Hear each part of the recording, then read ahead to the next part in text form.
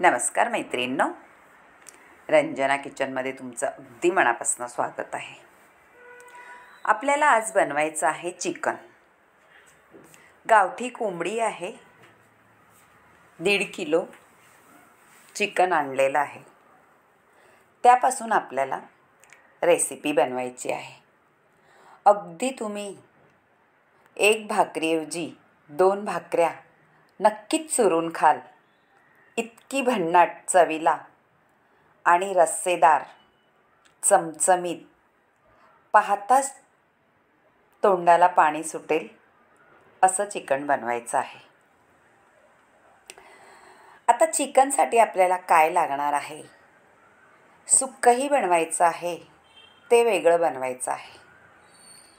पहा, सुक्क्याला पण किती मस्त तरी आलेली आहे आणि आपल्याला कुकरमध्ये घालून बनवायचं आहे. गावठी कोंबडी आहे म्हणून लवकर शिजत नाही. जरा कुकरमध्ये घातलं का पटकन शिजली जाते. बॉयलरला वेळ नाही लागत.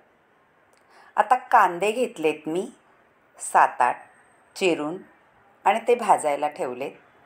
छान परतून घ्यायचे आहेत, एकदम लालसर करून घ्यायचं आहे.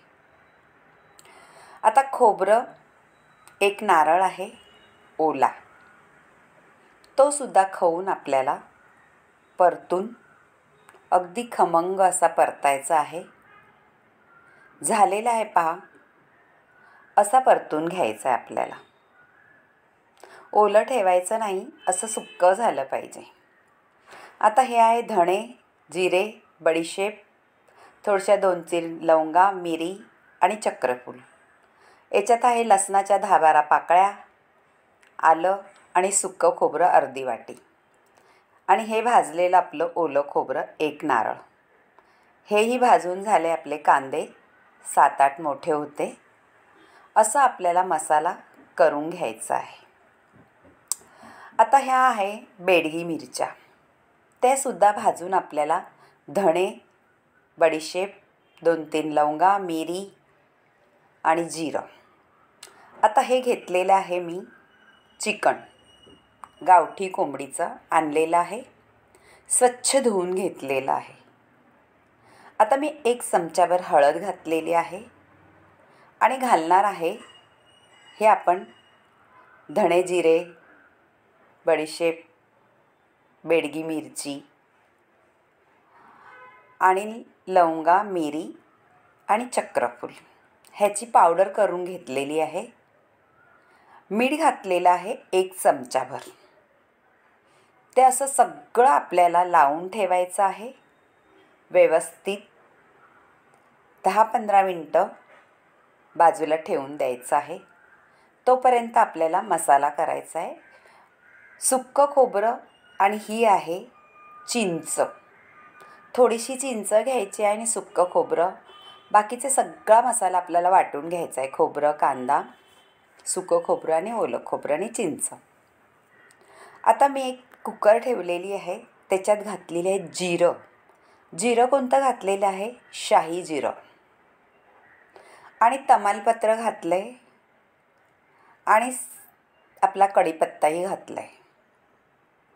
1 कांदा आहे, तो कापून परतायला टाकला आहे.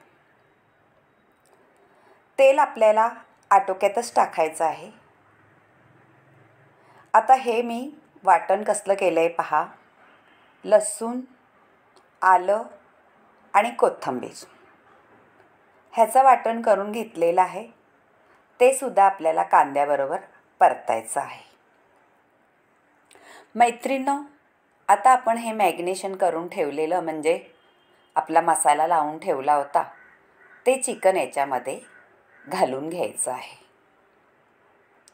अगदी बघताच क्षणी करूशी वाटणारं आणि खाऊशी वाटणारं असं चिकन करून घ्यायचं आहे.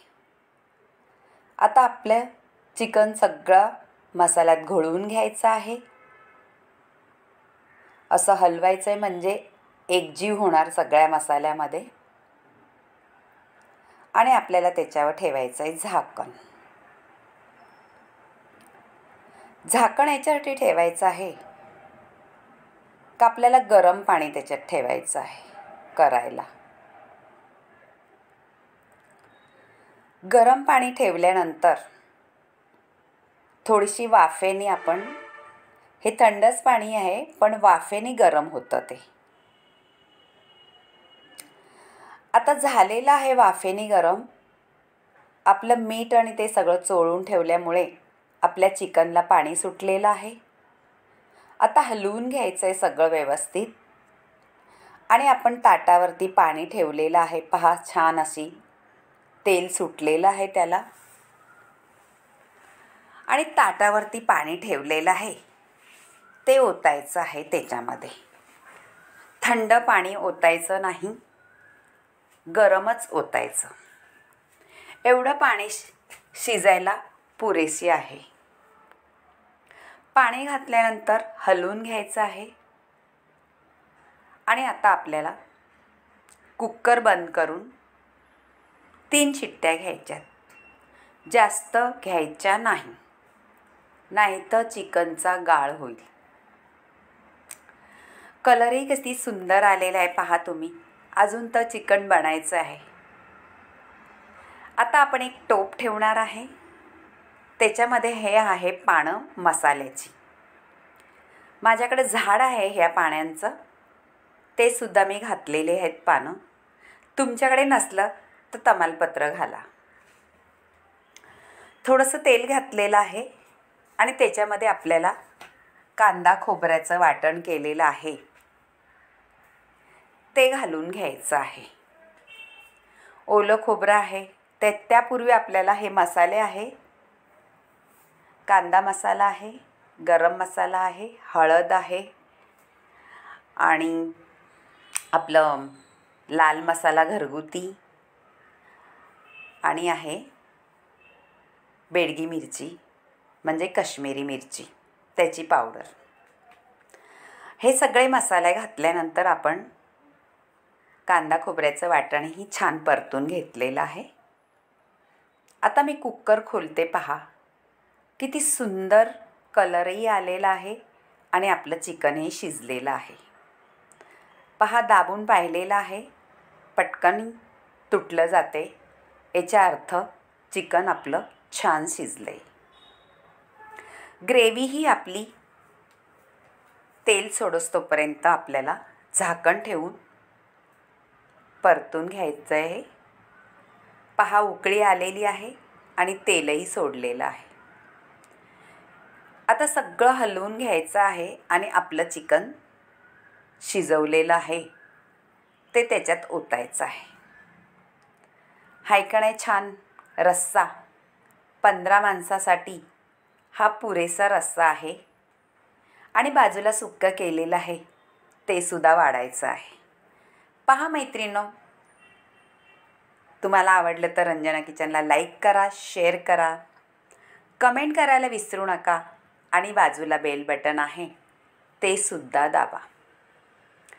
मैत्रिणींनो, व्हिडिओ तुम्ही इथपर्यंत बघितला आहे तर तुम्हाला नक्कीच आवडला असेल तर नक्कीच मला कमेंटमध्ये कळवा का तुम्हाला हा चिकन रस्सा कसा आवडला का नाही.